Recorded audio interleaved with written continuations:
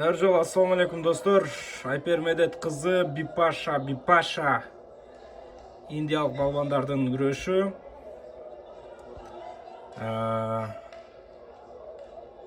Азыр чейрек финал. 4-төн 1 финал деп коебуз. Чейрек финал. Жарым финалга чыгуу үчүн күрөш.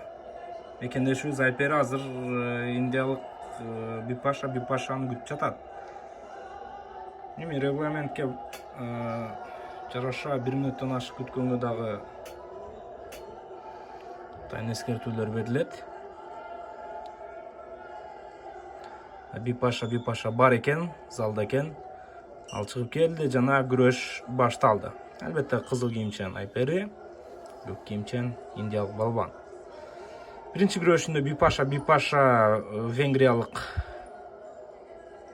Наги аттуу балбанды утуп алды. Ал эми Айпер Медет кызы экваторлук атаандашын утуп чыккандыгын билебиз. Азыр 2 упай Айпери өтө ишенимдүү түрдө алды 2 упайды. Андан кийин кайрадан дабылсына басуу аракетин көрүүдө.